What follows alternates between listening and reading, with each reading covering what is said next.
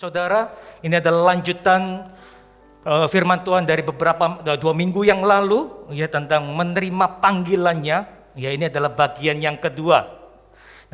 Bagian kedua ya. Saya ingin ajak saudara sama-sama merenungkan firman ini, dan bukan hanya merenungkan, tapi mari kita menjadi pelaku firman Tuhan. Kita mau menyenangkan hati Tuhan dengan apa, saudara? Dengan menjadi pelaku firman Tuhan. Yang setuju dengan saya katakan amin. Mari kita sama-sama membuka Markus 8. Markus 8 ayat yang ke-34. Markus 8 ayat yang ke-34. Yang sudah menemukan ayat ini katakan saya suka ayat ini. Haleluya, puji Tuhan. Markus 8 ayat yang ke-34. Saya bacakan buat saudara.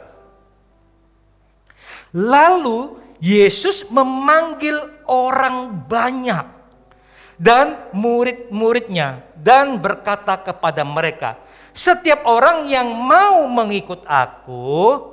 Oke, saya tanya dulu, seberapa banyak yang mau mengikut Yesus? Bisa lambaikan tangan. Sungguhan mau ikut Yesus? Tunggu separuh tiang atau tinggi-tinggi? Sungguhan ya, kita mau sama-sama menjadi pengikut Kristus. Setiap orang yang mau mengikut aku, mengikut Kristus, ia harus menyangkal dirinya. Ini poin yang pertama. Sudah saya bagikan 2 minggu yang lalu. Hari ini memikul salibnya dan mengikut aku untuk minggu yang selanjutnya. Hari ini saya akan bagikan tentang memikul salib. Tapi sedikit review untuk yang 2 minggu yang lalu, menyangkal dirinya, menyangkal diri. Orang yang mau mengikut Kristus harus mau menyangkal diri. Saya berikan 3 poin kemarin. Menyangkal diri adalah tidak mencari kepentingannya sendiri. Ya. Yang kedua, mau mengosongkan diri. Yang ketiga, mau merendahkan diri dan taat. Yaitu poin dari menyangkal diri. Hari ini saya akan sampai tentang memikul salibnya. Ya. Kita masuk di bagian yang kedua, memikul salibnya. Saya mau sampaikan ini jelas. Salibnya, nyahnya ini salibnya Tuhan Yesus. Bukan salibnya kita sendiri. Gitu ya. Salibnya Tuhan Yesus. Kalau salibnya kita mungkin bicara tentang pergumulan, tentang penderitaan dan sebagainya, menjadi salib gitu bagi diri kita. Tapi yang dimaksud ini adalah salibnya Tuhan. Ya. Salib Kristus yang akan kita pikul. Nah, memikul salib, apa maksudnya? Apakah berarti kita harus kemana-mana membawa salib? Apakah seperti itu? Hari ini ada kalung salib, ada anting-anting salib, bahkan ada gantung kunci yang salib. Kalau kita sudah bawa itu berarti kita sudah pikul salib. Bukan. Salib itu berat loh. Panjangnya kurang lebih yang vertikal itu 2,5 meter. Yang panjangnya horizontalnya kurang lebih 2 meteran. Dan beratnya hampir kurang lebih 180 kilo. Cukup berat. Dan kayunya itu bukan kayu yang halus. Bukan kayu yang sudah diproses halus, yang sudah dipasrah halus sekali. Bukan. Kayu yang kasar sekali, saudara. Dan cukup berat. Jadi saudara, memikul salibnya itu bukan hal yang mudah. Ya, kita akan belajar bersama-sama. Bagi Yesus memikul salib itu tidak mudah. Apalagi dalam kondisi Yesus terluka sangat parah sekali. Yesus dicambuk. Cambuknya itu ada durinya. seperti kait. Sekali dia cambuk, ditarik, ada daging yang terkelupas. Itu mengerikan. Belum lagi didera, dipukul, ditendang. Tubuhnya sudah hancur, Bapak Saudara. Saya sempat pikir, seandainya kalau saya pada waktu itu seperti dilakukan seperti Yesus, mungkin tidak sampai di atas kayu salib. Cambukan yang kedua atau ketiga sudah mati duluan. Tapi satu hal yang luar biasa, saudara. Saya harus bacakan ini. Di Filipi, ayat yang tadi dibatasi, saya ajak saudara baca Filipi 2. Filipi 2 ayat yang ke-8.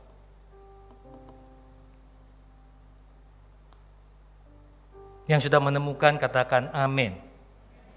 Dan dalam keadaan sebagai manusia, ia telah merendahkan dirinya dan taat sampai mati. Bahkan sampai mati di kayu salib. Perhatikan baik-baik. Yesus taat sampai mati. Matinya mati di atas kayu salib. Artinya saudara, Yesus menyelesaikan setiap prosesnya dengan baik. Bahwa anak manusia harus mati di atas kayu salib sebagai karya penebusan, karya keselamatan buat setiap orang yang percaya kepadanya. Yesus tidak putus di tengah jalan. Yesus mengakhiri pertandingannya sampai selesai. Luar biasa. Yesus tidak menyerah. Saya kebayang kalau kita dicambuk, ditendang, dipukul, dimaki-maki, dihina seperti itu, apakah kita masih bisa terus bertanding di dalam kehidupan ini? Mungkin kita sudah dihina aja, wah, kita membalasnya 2 kali lipat lebih kejam. Orang bilang pembalasan itu 2 kali lebih kejam, gitu ya. Kita dipukul sekali, gitu ya. Kita mukulnya berkali-kali. Betul nggak? Firman Tuhan mengajarkan ditampar pipi kanan, berikan pipi kiri. Kok bisa ya? Tidak mudah, saudara. Bagi Yesus tidak mudah. Firman Tuhan berkata, ia taat sampai mati. Bahkan mati di atas kayu salib. Kita mau belajar dari kehidupan Yesus, saudara. Belajar untuk menyelesaikan pertandingan hidup ini dengan baik. Katakan amin. Firman Tuhan adalah berita bagi kaki kita. Ya, terang bagi jalan kita. Nah, saudara, lalu ketika Yesus didera, ketika Yesus memikul salib yang berat, bayangkan kondisi yang seperti itu dalam luka yang cukup berat, gitu ya saudara, luka yang cukup berat dengan memikul salib, kayu salib yang begitu berat 180 bisa sampai 200 kiloan, ya, yang begitu berat dan salib yang sangat kasar sekali kayunya, mungkin di sininya sudah hancur. Pundaknya sudah hancur, dia pikulin. Dan ketika dia pikul salib itu, saudara, Yesus jatuh tergeletak. Bayangkan, kalau kondisinya berat, terus jatuh, saudara, dengan kondisi yang 200 kilo itu, saudara bisa bayangkan, langsung mukanya langsung ke tanah yang kasar. Bang, ditimpa oleh kayu salib itu.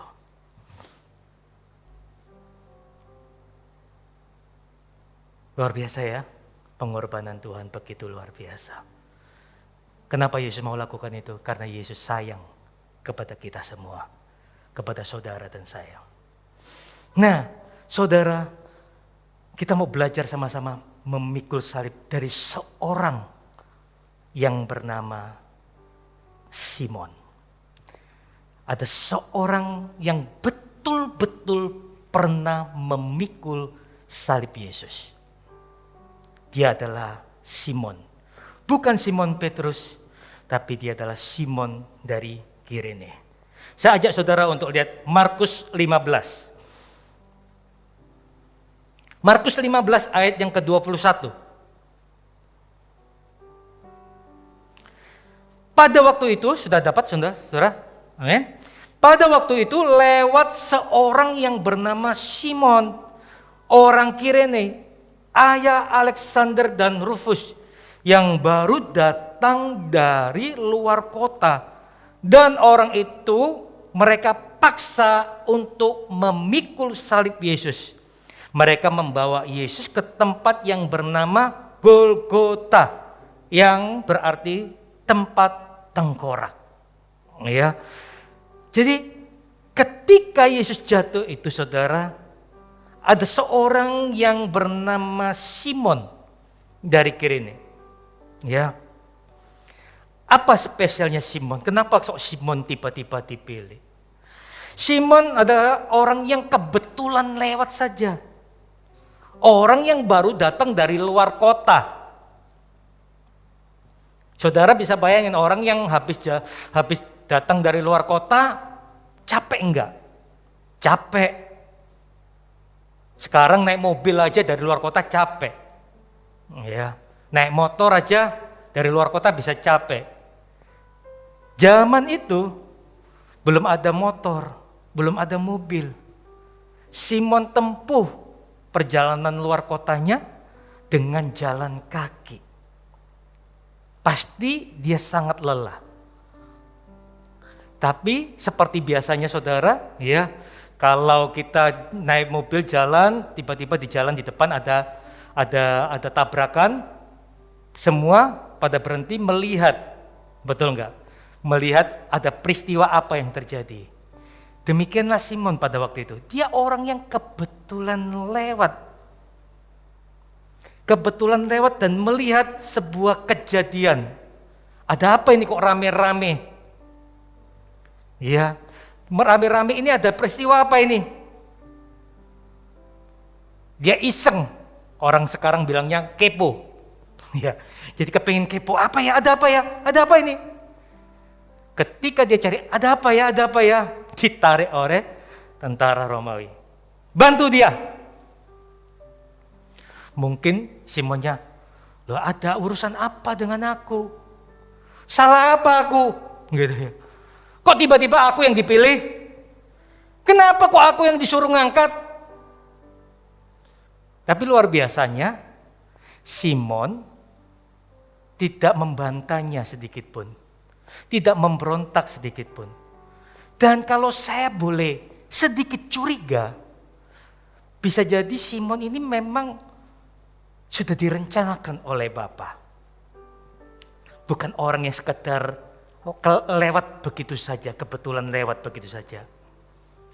Tapi ada peran Bapa di sana.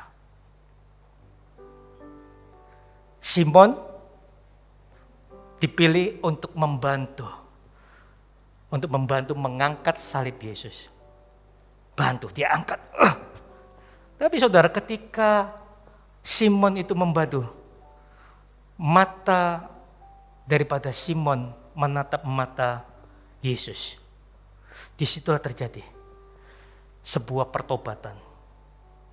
Disitulah Simon melihat hati atau kasih daripada Yesus. Simon melihat kasihnya begitu besar. Saudara, Simon mengangkat salib itu sampai di Golgota, di bukit Golgota. Itu bukit yang cukup tinggi. Dengan memikul salib yang begitu berat. Bukan hal yang mudah. Tapi Simon melakukannya dengan sungguh-sungguh dan sampai akhir. Simon mendapat hak istimewa memikul salib Yesus. Nah, apa yang dapat kita pelajari dari Simon, saudara? Yang pertama, jika saudara suka mencatat, Anda bisa mencatatnya. Memikul salib, orang-orang yang mau menjadi pengikut Kristus yang sejati adalah orang yang mau memikul salib. Memikul salib itu apa? Yang pertama, memikul salib adalah orang yang mau melayani Tuhan. Orang yang mau melayani Tuhan. Melayani Tuhan itu harus menjadi kebanggaan. Katakan amin. Melayani Tuhan itu harus sukacita. Pengikut Kristus itu bukan bicara tentang aku lagi dan aku lagi dan aku lagi. Senternya bukan diri kita. Orang yang melayani Tuhan itu senternya Tuhan. Fokusnya itu kepada Tuhan. Halo, amin. Seorang pelayan di restoran, fokusnya bukan dirinya lagi. Fokusnya kepada tamu yang datang makan di sana. Kalau kita seorang pelayan Tuhan, fokus kita, saudara, bukan diri kita lagi. Seringkali saya katakan, bukan apa yang aku dapat, bukan apa yang aku terima, tapi apa yang dapat aku lakukan. Tuhan, apa ya Tuhan? Tuhan mau apa? Yang harus aku lakukan? Mau apa dari aku Tuhan? Amin, saudara. Simon bisa saja bertolak, enggak, aku capek, aku dari luar kota, aku lelah dan sebagainya, aku sibuk. Ya, tapi Simon tidak menolaknya sedikit pun. Tidak ada percakapan ketika Simon mengangkat salib itu, tidak ada percakapan antara Simon dan Yesus. Tapi saudara, Simon dapat merasakan kasih-Nya Tuhan yang begitu besar. Makanya dia mau melakukannya dengan suka hati, dengan sukarela. Karena apa saudara? Simon dapat merasakan hati Yesus sendiri. Kalau seseorang itu dapat merasakan kasih itu saudara, orang itu akan melakukannya dengan hatinya, dengan sungguh-sungguh. Orang yang mau melayani harus dimulai dari mana? Dari kasih. Kalau kita nggak punya kasih, kita nggak akan bisa melayani Tuhan. Nggak akan pernah bisa melayani. Jangan mencari pelayanan supaya kita bisa mengasihi Tuhan, terbalik. Harus punya kasih terlebih dahulu baru bisa melayani. Orang yang punya kasih akan melakukan banyak hal. Tapi orang yang tidak punya kasih sulit untuk melakukan sesuatu. Yang pernah jatuh cinta, oh ya, saya kira nggak ada tadi. Yang pernah jatuh cinta sekali lagi, ya, pernah jatuh cinta ya. Jatuh cinta berjuta rasanya gitu ya. Ngomong-ngomong, yang paling baris depan ini di sini adalah satu orang yang sedang berbunga-bunga. Lu kok tiba-tiba batuk semua? Orang yang jatuh cinta itu bisa melakukan banyak hal. Nggak tahu tiba-tiba capeknya hilang semua. Betul nggak? Orang yang jatuh cinta. Sekalipun kekasihnya di luar kota gitu ya. Kok hampir sama ya? Di luar kota, dia nggak ngerasa capek kalau seandainya kamu datang ya jemput aku ya. Nggak ada capek. Karena apa? Ada cinta. Betul nggak? Ya. Orang yang punya cinta, punya kasih, dapat melakukan lebih dari yang diminta. Itu cinta loh. Simon punya kasih yang begitu besar kepada Yesus. Sekalipun dia lelah, tapi saudara, dia mau mengangkat salib yang begitu berat itu. Amin saudara. Ada firman Tuhan yang berkata seperti ini. Karena itu saudara-saudaraku yang kekasih, berdirilah teguh, jangan goyah, dan giatlah selalu dalam pekerjaan Tuhan. Giat selalu dalam pekerjaan Tuhan. Sebab kamu tahu bahwa dalam persekutuan dengan Tuhan, jerih payahmu tidak sia-sia. Semua hal yang kau lakukan untuk Tuhan tidak akan pernah sia-sia. Halo, amin. Yang saudara lakukan untuk Tuhan tidak akan pernah sia-sia. Karena Tuhan bukan Tuhan yang mudah lupa. Tapi Tuhan mengingat setiap hal yang engkau lakukan. Jadi kalau hari ini saudara punya kesempatan untuk layanilah Tuhan dengan segenap hatimu. Itu yang disebut dengan pikul salib. Layani dengan segenap hatimu, jangan bersungut-sungut. Simon mengangkat, tidak bersungut-sungut. Oh, ngapain aku lewat sini tadi? Kamu sih, bikin repot aja. Tidak seperti itu. Tidak sungut-sungut. Tapi Simon melakukannya dengan segenap hati. Loh Pak, bagaimana? Saya belum pelayanan. Saya jemaat di tempat ini. Saya belum melayani apa-apa. Anda datang ke tempat ini, Anda sedang melayani Tuhan. Sekalipun hari ini tidak ada tidak ada tanggung jawab yang dipercayakan kepada Anda hari ini, seperti rekan-rekan yang ada di tempat ini, mungkin di present worship, mungkin di multimedia, fotografer, usher, pendoa. Tapi ketika Anda datang ke tempat ini, Anda datang dengan sungguh-sungguh, hati Anda sedang melayani Tuhan. Tuhan, apa yang dapat aku lakukan? Ketika Tuhan berkata, sembahlah aku, Anda sedang melayani Tuhan. Pujilah Tuhan. Pujilah Dia dengan sungguh-sungguh. Jangan bersungut-sungut. Jangan mengeluh. Lakukanlah dengan sukacita. Katakan amin. Lakukan dengan segenap hatimu. Belajar dari Simon. Yang kedua, saudara. Apa yang dapat kita pelajari dari Simon? Memikul salib. Yang kedua adalah mau dipakai untuk alat kemuliaannya. Amin. Mau dipakai untuk alat kemuliaan Tuhan. Salib Yesus itu lambang keselamatan. Sebuah lambang karya keselamatan yang Tuhan lakukan untuk kita. Tanpa pengorbanan Yesus di atas kayu salib, tidak mungkin ada keselamatan terjadi. Ya. Jadi bisa bayangkan, seandainya Yesus mati di atas kayu salib, kita semua pasti binasa. Tidak ada karya penebusan. Melalui pengorbanannya, kita ditebus. Oleh sebab firman Tuhan berkata, kita ditebus dengan harga yang sangat mahal. Ya. Nah, saudara, salib itu bicara tentang keselamatan. Ketika Simon mengangkat kayu salib itu, Simon sedang menjadi alatnya Tuhan. Menjadi alat kemuliaan Tuhan. Dipakai oleh Tuhan. Untuk apa saudara? Untuk masuk di dalam karya keselamatan. Karya penebusan. Bisa kebayang gak? Seandainya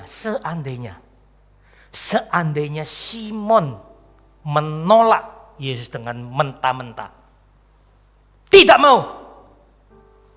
Aku tidak mau angkat salib itu. Kira-kira salib itu bisa sampai ke Golgota apa enggak? Halo? Yang bisa angkat tangan? Yang tidak bisa angkat tangan? Yang takut angkat tangan, angkat tangan.